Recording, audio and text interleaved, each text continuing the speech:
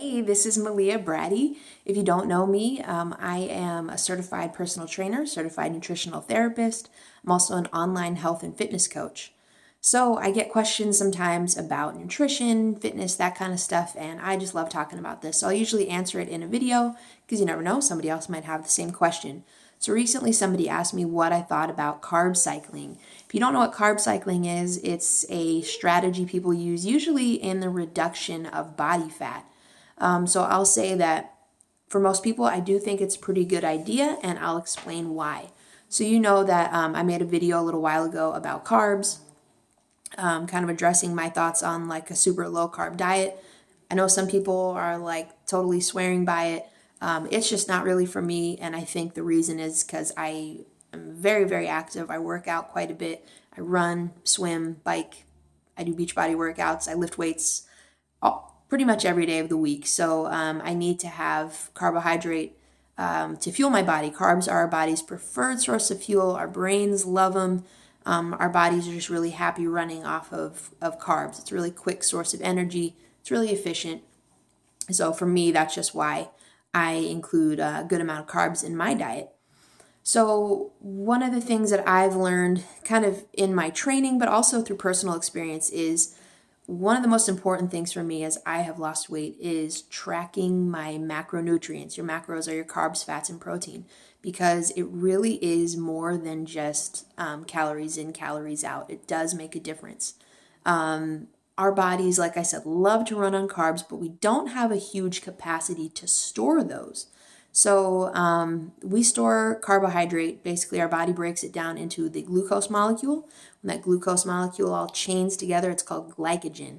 We have glycogen in our muscles and also in our liver. You know, we can store it there and then use it up as needed. But anything, once those reserves are full, anything above and beyond that, our body's going to shuttle that into fat cells. When the fat cells get fatter, we get fatter. So we can't store a whole lot of it. We can store like 250 to 275-ish on the low end, maybe up to like 400 grams of glycogen in our muscles, depending on how much muscle mass, of course. If you're more muscular, you can store more of it. And then only about 100 grams in our liver. So anything beyond that, we're going to end up adding to our fat cells, which we definitely don't want.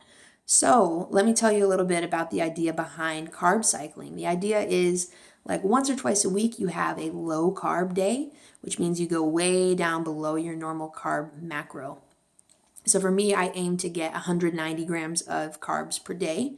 So maybe on my low carb days, I would get like 50 or less grams of carbs that day. And the idea behind that is to drain those the glycogen reserves that we have, so that we can replenish them. But that way we know we're not going over.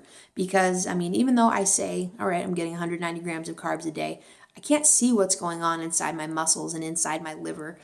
The demands that I put on my body are different every day. Some days I run, that's very carb demanding on my body. And then other days I lift where I'm burning more fat. So just to make sure, just as kind of a double check on myself, I'll periodically try to drain those tanks and then replenish them later on. So when I have these low carb days, 50 grams of carbs per day, that's probably going to be a day where I'm not doing anything super cardio intensive. I'm not going to go for a huge long run that day because I will really not feel too good. But then the day after, I'll probably have a higher carb day to try to replenish those stores of carbohydrate. So that doesn't mean that I'm cutting my calories excessively those days, because I replace the calories that would have gone to those carbs with just more fat and protein. So these are the days that you're, eating more eggs, cheese, peanut butter, all that good stuff. So it's something that I've kind of played around with. As I get closer to my competition, I'll probably do more of it. The other interesting thing about muscle glycogen and liver glycogen storage, like I said, it's maybe 400 grams or so in our muscles, if we're lucky, and then another 100 in our liver. And the cool thing is, calorie-wise, that corresponds to roughly like 1,500 to 2,000 calories, which means you could survive for basically a day off of just the stored glucose in your body, just off that glycogen. So that's why the 24-hour fast as a form of intermittent fasting is pretty popular, because basically if you don't eat for 24 hours, you're going to drain those tanks all the way down. And that way, you know, the next time you eat carbs, it's not going to be stored as fat. Your body's going to use it as fuel.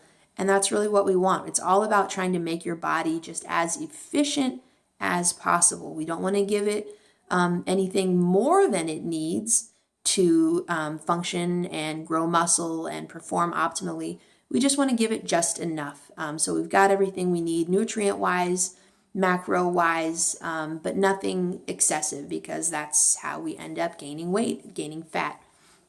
So it's something that, like I said, I've kind of played around with, and I'm just curious to know if you have any experience with carb cycling. How do you do it? What's your strategy for it? How often do you do it? How have you done this long term? I'm just really curious to hear your experience with it. But overall, I would say that, you know, it's a strategy that I definitely agree with. I think that it makes sense for many people. So if you have any questions about it, or want to talk about this more with me, please feel free to shoot me a message. You know, I am totally into this kind of stuff. All right, guys, have a great day. Bye-bye.